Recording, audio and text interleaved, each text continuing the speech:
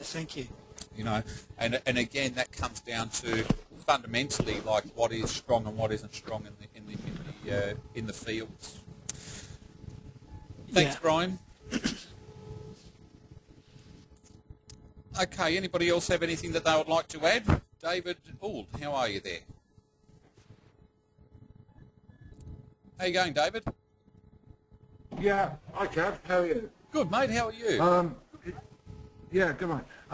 Couple of quick things, just going on to what we were talking about on Thursday about charts. Do you ever go to the charts on a Saturday afternoon? No, I don't. Look, I find that, you know, look, if you can hone your skills and use the charts, then absolutely fantastic. I just find that it's much easier to look at the, you know, if I look at the chart, for instance, in New South Wales, anybody could see that number 13, surely. You know, I mean, that's a fairly strong indication. But then at the same time, given the size of the pools and the size of the investments and things like that that these pools can carry, you're going to see that quite easily in the money screen as well, and it's not going to be surrounded by a whole heap of other stuff. So, yeah, Okay. great question, and what we're actually working towards and what I've been chatting to my developer about is sort of saying, okay, maybe there's a way that with the charts, if there's something that doesn't meet our criteria and it's drifting down, so in other words, doesn't meet that sort of criteria of being a strong upward trend on that chart, that we'll be able to switch it off, right? So it'll just switch off automatically. So will show us things that have more solidly met our criteria. But in saying that, you know, we've got enough tools. You know, even if I jump into Queensland and have a look at that, I mean, geez, look how strong that is. You know, that's absolutely fantastic. And interestingly enough, the only other one that shows a good strong upturn is the number 6 there. A couple down the bottom, but nothing really that I would pay too much attention to. I mean, when they're down the bottom there, I want them to shoot all the way up the screen, not just a little bit of a kick up towards the end there that might be $50, you know. Gotcha. And Yep. sorry, the other thing, do you actually keep on all the colours all the time? 'Cause I mean, On Saturdays, usually yes. on the gallops, I tend not to use grey, but do you keep them all on Saturdays? Oh no! Look, I mean, I'll just show you guys something here for a second. I mean, you know, Saturdays are the reason that grey's there. To be honest with you, Saturday is really the whole reason that that grey is there. And if I may just bring up a screenshot for you all to have a look at for a quick second. You know, you'll notice that, okay, I'm just bringing up the Melbourne Cup. Actually, no, that's not that one. Melbourne Cup 2006, right? Now, if we have a look at this screen, no, it's a small one, so let me just try and bring up a full-size image. Okay, so if we can all see this image here, this is the Melbourne Cups from 2006. Now, how do I get rid of this thing over the side here? Who knows, eh? Oh, there we go. It's only grey that we've acted on there. The bigger the wind pool, the more slight the colour is going to be. So if we're looking at a pool with $500,000, we're not going to see a lot of fluctuation in that pool, and it becomes more to do with the money behind the colour. So looking at this screenshot from the 2006 Melbourne Cup, you can see that we've got a rise in the flow of betting. We missed out on an update in Queensland at 30 seconds, so we've jumped up in 60 seconds, right, from 60 seconds down to 0 seconds, from $946 to $29,928. That's quite a jump.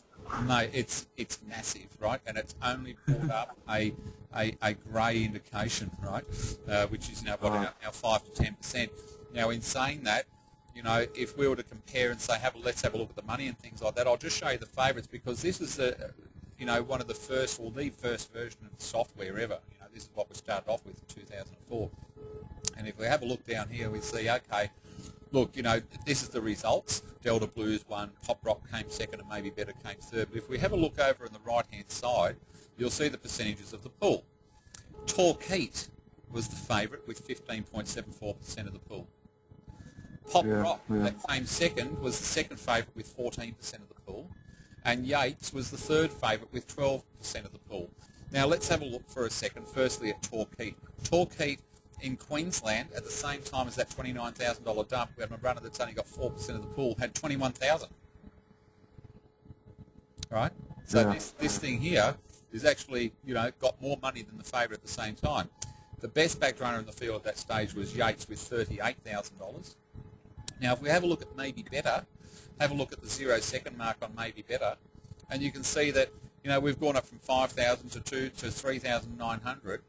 You know, all the while like Torquay had 11,000 and 8,000 and things like that. And then we jump up in 60 seconds, or sorry, in 90 seconds, we jump up from 3,900 to 56,703. It didn't change even anything. It didn't bring up a colour for us, right? That is such a massive jump. It was the second best back runner in the whole race, but there's no colour there. Where there's colour, it's jumped up from 56 grand to over 80,000, or might as well say 81,000. That is the best back runner in the whole race, and if we didn't have that grey on, we may not have even noticed it. So on Saturdays, to answer your question, yes, we have to have that grey on all day. Okay, all right, good. Just not through the week. Through the week, I try not to have it on, you know, because through the week I find that, you know, I'll show you how I use grey through the week just for you all, and if that's enough, if that's all that you've got, David, I will put you back on mute so that I don't have it all echoing and things. That's all for the day, Kev. Thank you. Good on you. You know, really good question that David's asked there, and that is, you know, about that grey colour and when do we use it, when don't we use it, and things like that. What I don't do is, on a Saturday, is I try not to switch it off just to try and make things more clear. Either something is clear or it's not clear. The clear selection based on indications in that race at Rose Hill was the number 13. There's no two ways about it. Through the week, being that we've got the grey turned off, what I do quite often through the week is being that we've got the grey turned off, what I will do is I'll switch it on and use it for a support colour. So if I've got the grey turned off and I'm sort of, you know, iffing and butting about this runner or that runner, or what I'll do is I'll switch the grey on, and if the grey just all shows up on that one selection, or the majority of that grey colour shows up on that one selection, it gives me a little bit more support and a little bit more confidence to actually take that runner and invest on that runner. If I'm iffing and I'm sort of not confident and I'm not sure, and then I turn the grey on, the grey's everywhere and it looks like a Christmas tree of grey, I'll just sort of say, yep, look, I was a bit iffy about it, and now I'm even more iffy about it, and I'm going to leave it alone. But if I switch that grey on and all that grey shows me support on one of the things that I'm sort of iffing about, then I might feel a little bit more confident to take it, if that makes any sense to you all. All right. Now I am just keeping an eye on the hands up over here. I believe Gary might have something you would like to ask. There you go, Gary. Well, sorry, it's taken me so long. Hey? Oh, that's all right, mate. My only question was why you didn't decide to go with your Black Booker there, which came in second in the end. Because this is more about, for us, what everybody's got to work with. Not all of you have got that Black Booker in your program, so even though I could have made that decision and said, okay, you know, I did make mention of it, and I did say that I'm a little bit worried about it, and I do think that it's the main danger and things like that. To be honest with you, Gary, look, you know, those ratings are close enough between the 13 and the 6 that we could have taken them both each way, and that would have been a little bit of insurance. And at this time of the day, at a time that I would say that it's really a time that, you know, we should have all made our money by now, and I think that we've already sort of made that point. And, you know, like that after 3 o'clock usually gets a little bit messy. My suggestion would be to perhaps look at taking a little bit of insurance and things like that.